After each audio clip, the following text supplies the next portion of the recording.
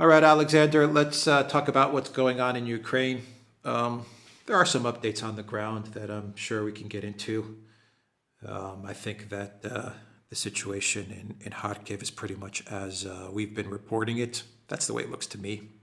Some sort of a pinning operation, a distraction. I think not really of any consequence. The real battle happening in Donbass, and there it looks like the Russian military is now starting to make, at least this is what it looks like, is now starting to make significant gains. We've got three, maybe four cauldrons that are cooking now instead of one big one, and it just doesn't look good for Zelensky. And we have the economic situation where we are seeing a shift now from gas and oil, which was what we were talking about last week, to something that I think has really got the collective West panicking in a big, big way, and that is food and wheat, because the collective West understands one thing, that maybe with oil and gas, maybe they could get away with pulling a fast one on the people and having them propagandized, and maybe they can skate by with rising prices for gas and electricity. Maybe that's what they were thinking. But when it comes to people going hungry, now you're starting to see them panic. They are panicking in a big, big way. We actually had a report from the Wall Street Journal that the Biden White House is even now considering lifting sanctions over, I was going to say Lefkoros, I was going to say to Greece, over Belarusia, because they need Lukashenko's help to get the wheat via railroad from Ukraine and with Russia's permission through Belarus and into Lithuania in Europe. I mean, they are panicking because they know when people go hungry, that's when revolutions and real regime change starts, and they are scared to death of what could be coming in September, October, which I believe is very obvious what's coming. Wheat for rubles, everybody. Wheat Absolutely. for rubles. Absolutely. Right, now let's start. Lots of things to unpack there, but let's begin quickly with the military position. I mean, on Kharkiv, you're absolutely right. The Ukrainians launched their great counteroffensive 2 weeks ago. It became the absolute saturation story in the Western media. What happened was the Russians pulled back. There was no real fighting. No major forces were committed by either side. It was intended possibly to persuade the Russians to transfer troops from the Donbass. The Russians didn't take the bait. They didn't transfer any troops from Donbass. The Ukrainians advanced. They're now running desperately short of troops in Donbass themselves. They've had to transfer troops from this area of Kharkiv to Donbass. And of course, what's happening now is that the Russians are taking back the villages that were captured or occupied by Ukraine during that great counteroffensive. It was all a distraction. It was all a media affair. There was no reality to it. The whole thing's gone into reverse. You won't find anybody in the Western media to say as much. I was reading a few days ago about how Ukraine had won the Battle of Kharkiv. Now that it's all going backwards, you don't find anybody talking about that. On Donbass, you are absolutely right. The pace of events is intensifying. It's clear that in northern Donbass, in Lugansk region, the Ukrainian lines have been broken. The key event was the fall of Popasnaya about a week ago, 10 days ago. And what we see is settlement after settlement, village after village, area after area fall rapidly now under Russian control. And we see that the Ukrainian forces in northern Donbass are now becoming divided up, broken up, and encircled in penny packets. And there's a whole cluster of them. There's the Severodonetsk, Lysychansk cauldron.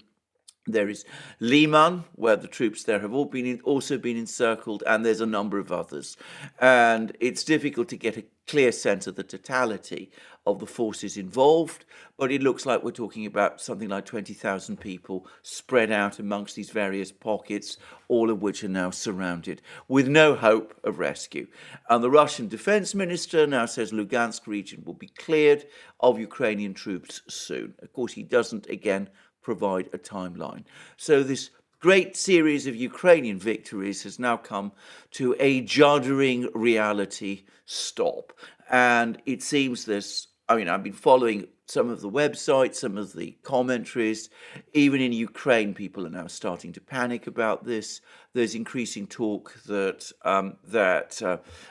recriminations between the high command, the military leadership in Kiev, and the political leadership. Of course, we can't confirm that.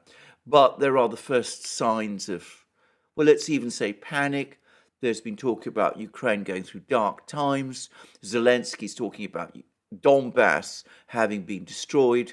And from the way he's talking, Severodonetsk is being shelled by the Russians for no real purpose. But anyway, it looks like a slow motion collapse in northern Donbass, leading to a further collapse in central and southern Donbass. I mean, the Battle of Donbass, I'm not saying it's over, but we're starting to see the route towards its end. So that's the military picture. Oil has been a fiasco. There's been no agreement on the embargo. Italy is actually stepping up oil imports from Russia. Not a reported story. They're now the biggest importer of Russian oil. There's a weird story in the Financial Times about why they're doing it. I think there's a very simple explanation. Italy's now buying the oil and it's transferring it to Germany. Oil for rubles, a disaster. Oil embargo, a disaster. Gas for rubles, everybody signed up to it. So those things have been a total, complete flop.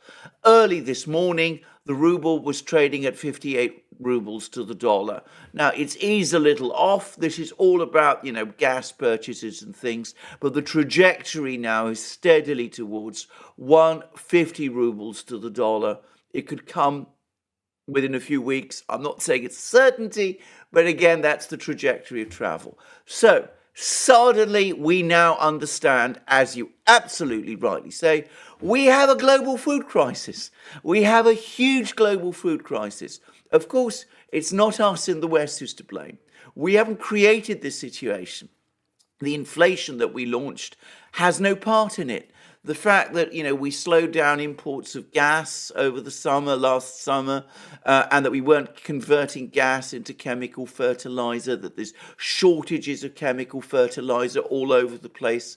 Well, that's not something we talk about. We don't talk about the fact that we imposed those sanctions on Belaruskali, the big Belarusian producer of phosphates that are essential for fertilizer. We don't talk about any of that. We blame it all on Putin. We say that it's all part of the fact that Putin is now blockading Odessa. We don't provide any of the context.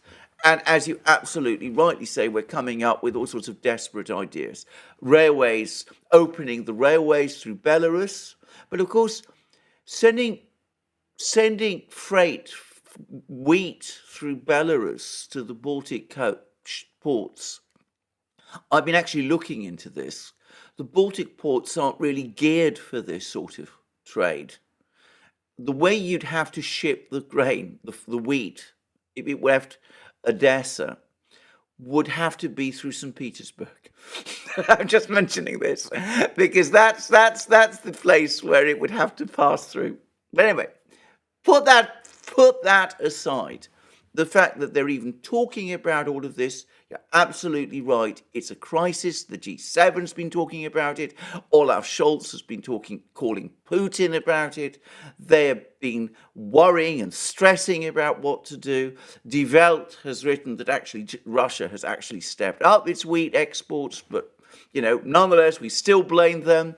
India is short of food. Sri Lanka, it's a catastrophe. Food shortages are looming in Europe. I was talking weeks ago about the fact that sunflower oil and rapeseed oil have now disappeared from British supermarket shelves. That's now, by the way, extending to olive oil.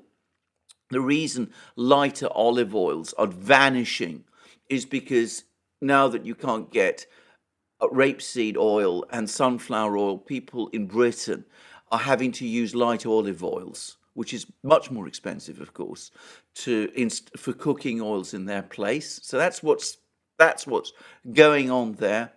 And you're